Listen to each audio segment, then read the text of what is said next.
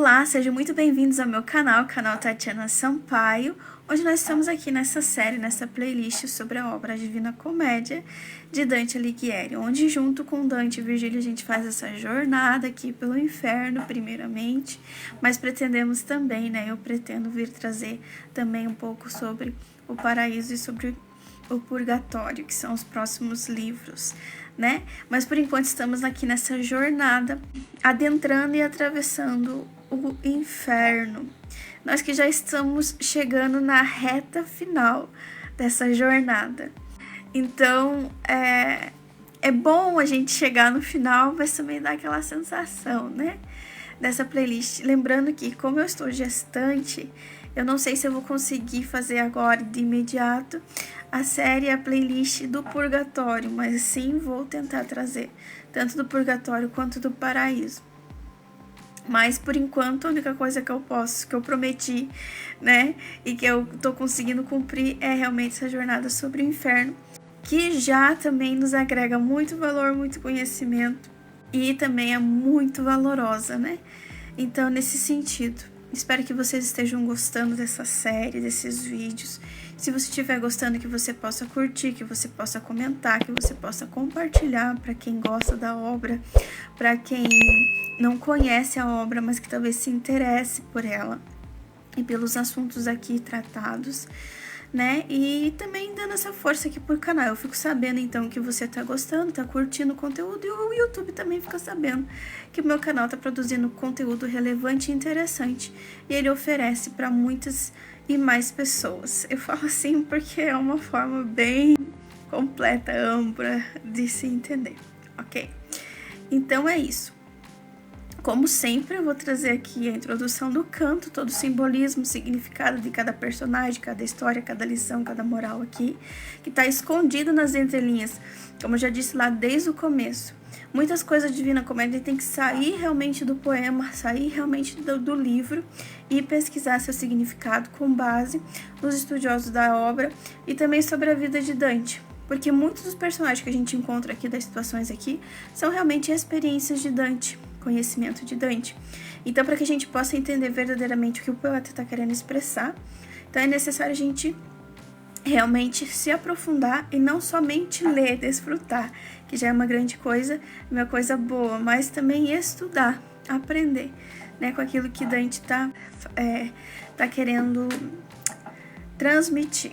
Ok? Assim a gente consegue compreender bem melhor a obra de forma completa, ampla e beber bem mais daquilo que Dante nos proporciona de bom, que é muita coisa. E não é à toa, que essa obra se chama Divina, a Divina Comédia, por dois sentidos.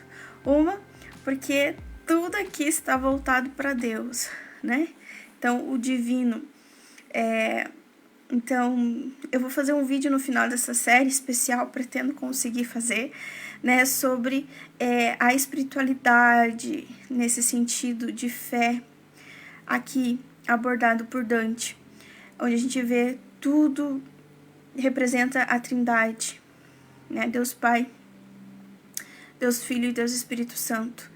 Tudo aqui tem a ver e está relacionado de uma forma espiritual, no ponto de vista da fé, relacionado à Trindade. Tudo culmina num único sentido, tudo voltado realmente para Deus, Eu aprofundei um pouco mais sobre essa parte de Dante nesses últimos dias, nessa semana, aprofundei um pouquinho mais sobre Dante espiritual, nesse sentido. E até mesmo algumas críticas aqui que ele faz a algumas pessoas que tinham autoridade e poder da igreja, referente sobre a visão dele depois de convertido, em que ele talvez se indigna ou não ache certo as pessoas que tinham poder espiritual, tinha responsabilidade, missão espiritual, não dá tanta importância para a espiritualidade, mas sim para o outro lado da moeda, nesse sentido. Então, algumas críticas de Dante que eu entendi, compreendi, porque eu não parei de estudar ele, entendi, compreendi o ponto de vista nesse sentido, de que às vezes muitas críticas que ele faz ao Papa, que ele faz a alguns padres aqui, do ponto de vista moral e ético, onde ele achava que as pessoas que realmente tinham esse poder que tinha esse cargo, né, principalmente frades, padres, papas, bispos, cardeais aqui, eles deveriam se preocupar mais com o lado espiritual e não de governo, nesse sentido. E por isso também de algumas críticas aqui, né, de uma forma às vezes meio revoltada, indignada, né?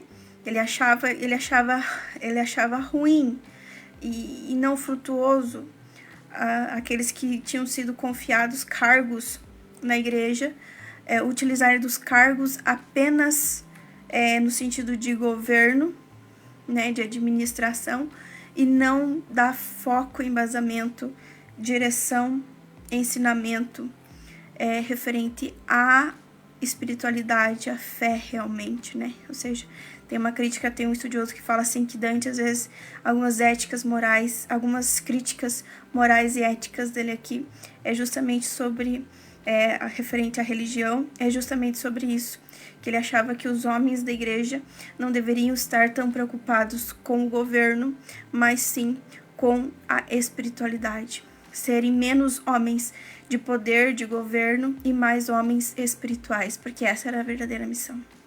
Lembrando que Dante, aqui na Divina Comédia, ele também está tratando da sua história de conversão.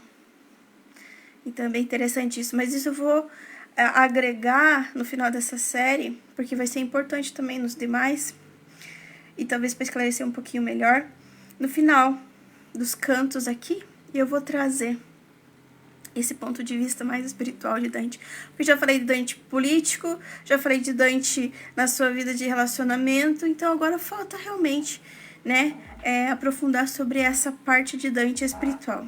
E quando a gente adentra esse conhecimento na devoção, na fé de Dante, a gente percebe o quanto que era profunda, né? Então, é isso. Vamos lá pro canto? Eu tô falando tudo isso porque a gente tava começando, no final, na reta final, então a gente precisa, né, aproveitar. Então, é isso, ok? Então, nós estamos hoje no canto 31. Canto 31 de Dante. E lembrando que Inferno vai até o 34, né? Então, falta mais 3 cantos para terminar, então, essa série sobre o Inferno da Divina Comédia. Lembrando que aqui é todo base, fundamento da minha interpretação, da minha leitura, do meu conhecimento, das minhas experiências misturado com tudo isso, né? E nem muitos dizem que o homem, cada pessoa é aquilo que experiencia, aquilo que vive, né? Nesse sentido, é resultado de tudo isso, né? Então, nesse sentido, também trago e partilho aqui.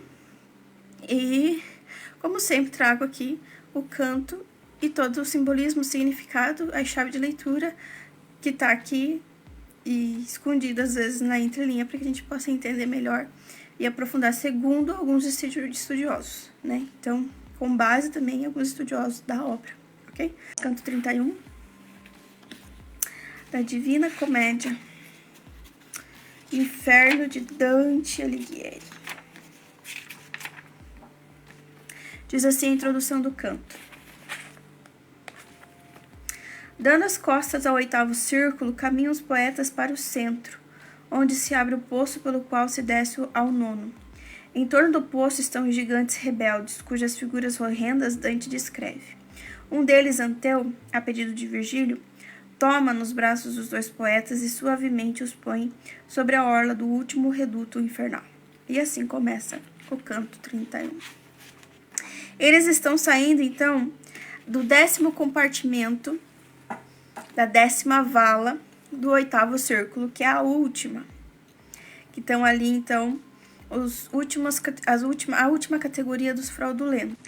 Que são aqueles lá, né, que falsificaram tanto moeda, como comida, como remédio, os alquimistas, os falsificadores de moedas e também aqueles que se fizeram passar por outras pessoas para tirar vantagem ou para prejudicar ou para tirar proveito de alguma coisa, né? E aqui os exemplos terríveis, que eram as pessoas cheias de lepra, de ferida, de úlceras na pele que se coçavam.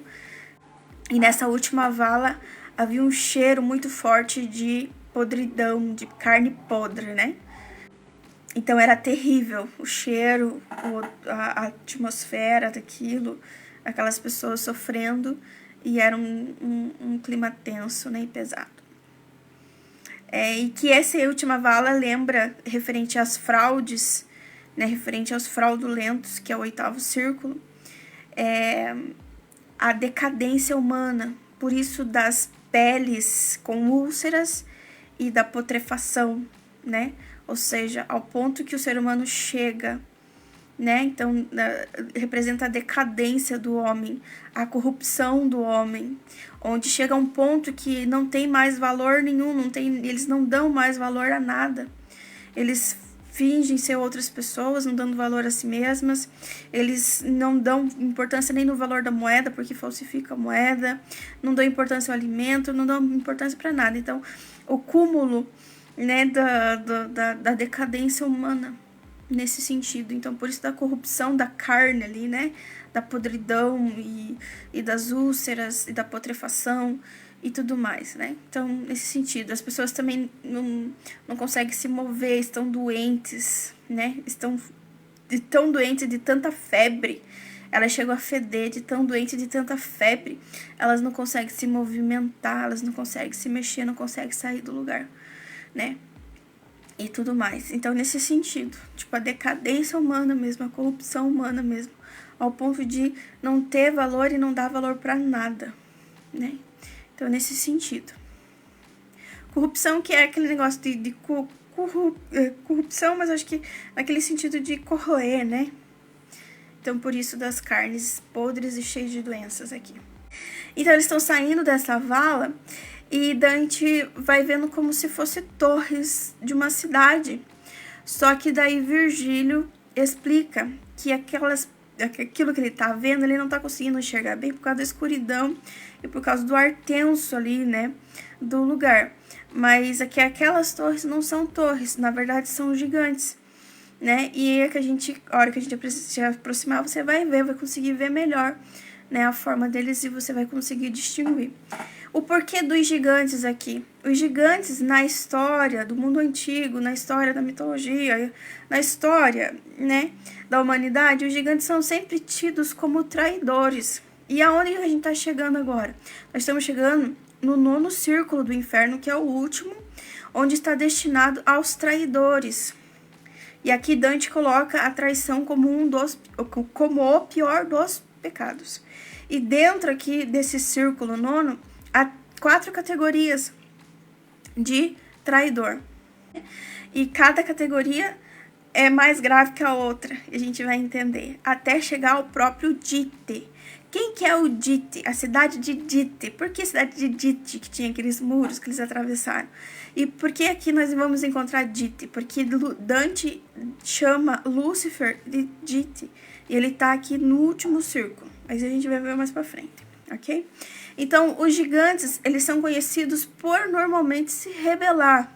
Por terem se rebelado, por um histórico de rebeldia, né, de rejeição, de traição, referente aos seus criadores ou referente às pessoas superiores a eles. E aqui eles dão alguns exemplos de gigantes, que são Nemrod, o Efialt, o Anteu, o Tifeu e o Tício. Todos eles tiveram algum tipo de rebeldia e de rebelião ou de traição referente aos deuses pagãos, ok? Por quê? Porque os gigantes, eles também eram conhecidos, né, no mundo antigo, nas histórias e tudo mais, como os titãs também, né? Então, podemos colocar aqui os gigantes como titãs também, que são seres muito grandes, né? Nesse sentido. Então, quem que foi Nemrod? Pra gente entender um pouco. Então, um pouquinho antes. Então, Dante se aproxima e vê com uma trombeta, de tocar mesmo, uma trombeta amarrada no peito. E ele também tá preso, tipo, como se fosse num poço, alguma coisa assim. Ele vê um gigante que tá totalmente acorrentado, e essa corrente tá dando voltas, 5 voltas no seu corpo, com uma mão presa à frente, uma mão presa atrás. Tem um que está livre, e ele pergunta de um, que é o Briareu, a gente pergunta, E Virgílio explica que esse também está ali, só que está mais longe deles, ele não vai conseguir vê-lo, porque ele tem um rosto, uma feição mais feroz, ou seja, talvez seja mais violento. Mas ele está igual o Fialt, totalmente preso por causa da sua rebelião, da sua rebeldia, da sua traição. Então agora vamos para alguns exemplos. Então aqui ele vê Nemrod. Nemrod é esse gigante que está com a trombeta, e ele tá preso como se fosse num poço, alguma coisa assim, nas obras de arte, nos desenhos, ele é representado como se estivesse amarrado, né, com as mãos apenas, com algemas nas mãos, com a trombeta no peito e sobre alguns escombros. E esses escombros representam a Torre de Babel, porque Nemrod aqui é um gigante de várias histórias mesopotâmicas. Ele também é associado ao herói Gilgamesh. E ele aparece em Gênesis. Só que em Gênesis ele aparece, Gênesis capítulo 10, 8, 9, ele aparece como filho de Rã e neto de Noé. Grande caçador aos olhos de Jeová. Dante retrata ele aqui como construtor da Torre de Babel, que foi realmente uma astúcia, né, na época, lá no Antigo Testamento, dos homens tentarem chegar até Deus por eles mesmos, pelas forças humanas, pelas forças braçais.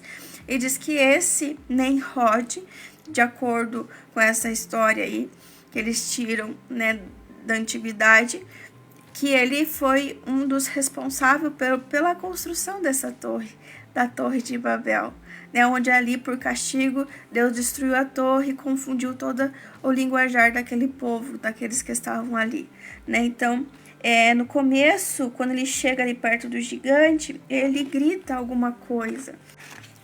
Quando eles chegam ali perto do gigante, já que ele é um dos personagens ali daquela história da Torre de Babel, onde, né, Deus ali destrói a torre e daí confunde todo mundo começa a falar em língua diferente. Então, quando Dante e Virgílio se aproxima desse gigante, o Nemrod, ele grita a seguinte frase: Rafel mai amek zabi almi, né, aqui do livro. Só que o que Virgílio fala? Não liga para o que ele fala, porque desde a época de Babel, nenhuma palavra faz sentido para ele, nenhuma palavra que sai da boca dele faz sentido, né? Como se fosse um castigo também, por essa astúcia, por essa audácia, né, de chegar até Deus por uma torre, pelas próprias forças humanas. Não é assim que funciona, né? Existe sim um meio, mas não é assim, né?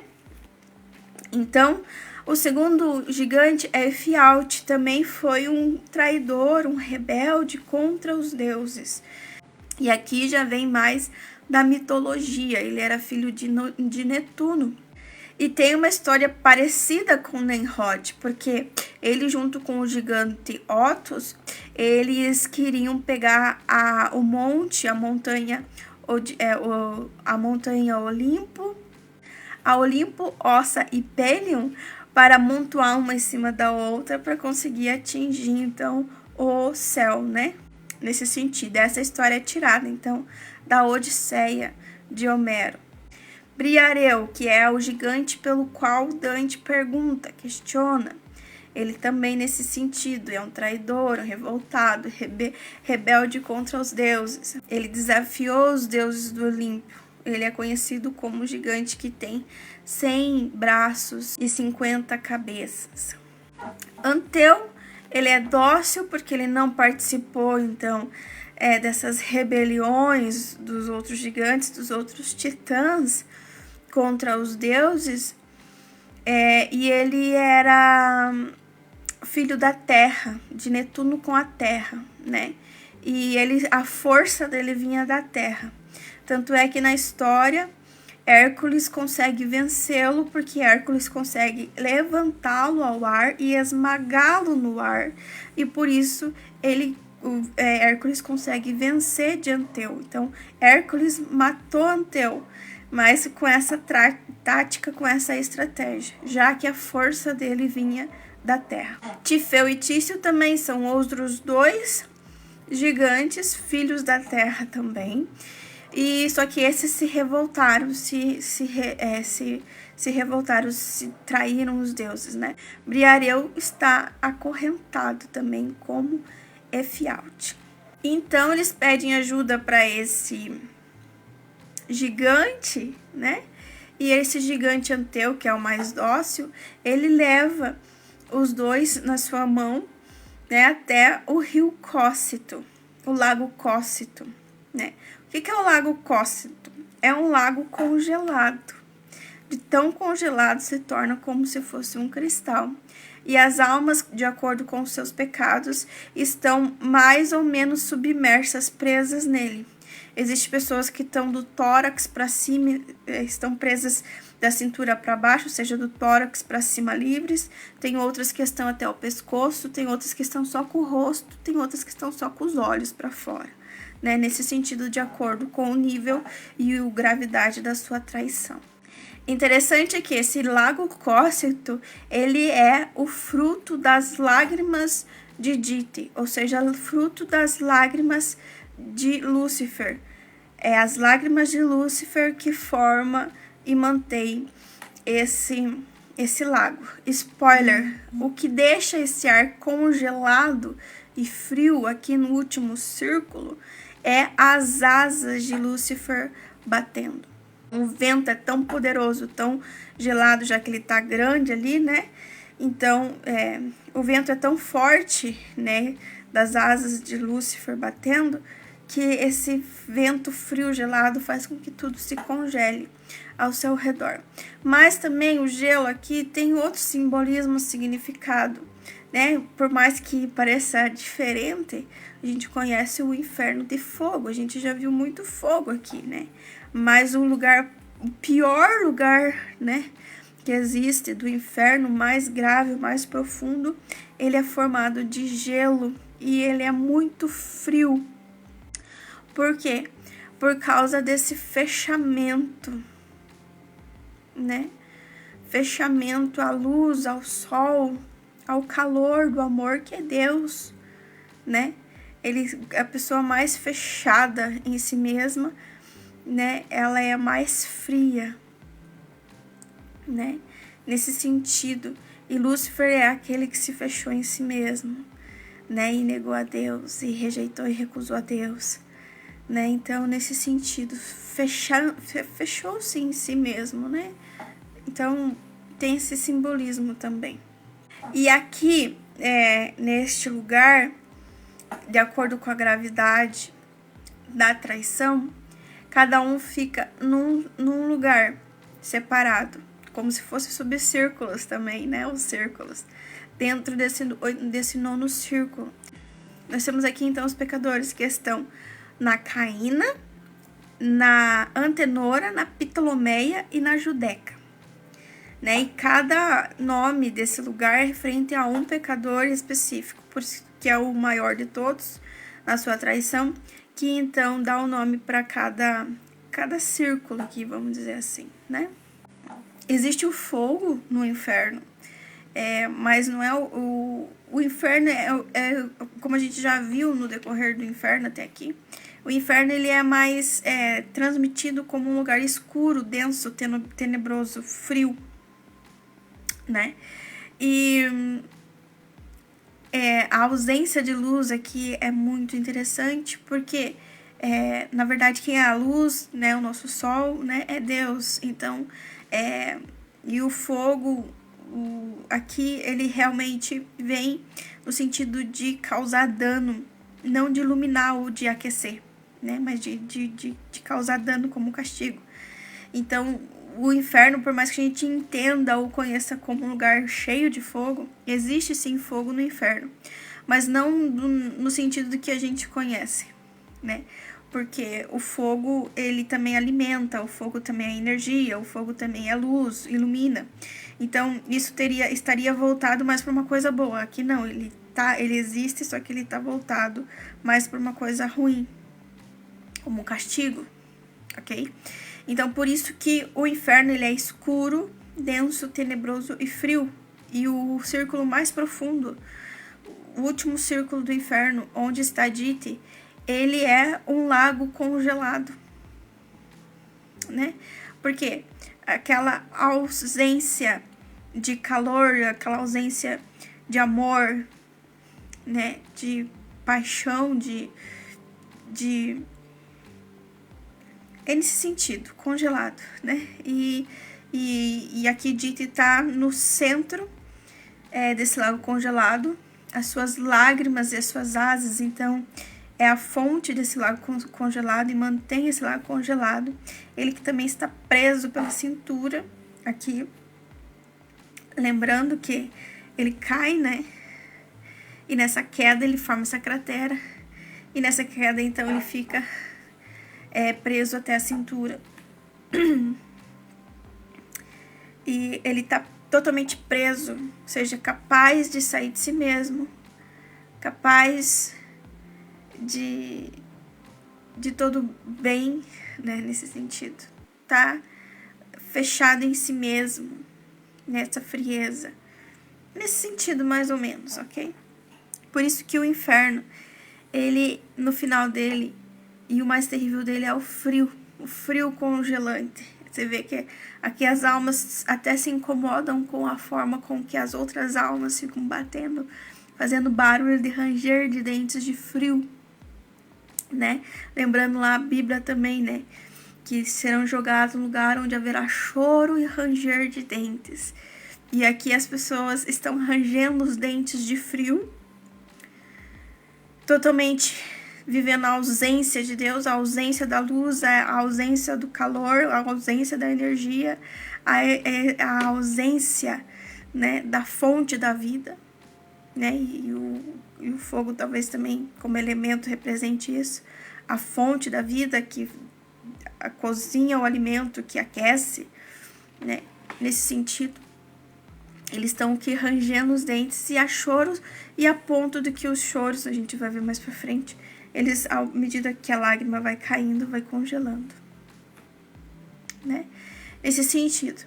Mas isso aqui é lá pro último canto que a gente vai aprofundar, ok? Então, Anteu pega eles e leva até esse lago gelado. E aqui, nesse lago gelado, ele vai encontrar algumas almas que estão presas nesse gelo, né? Estão sofrendo esse tormento aqui.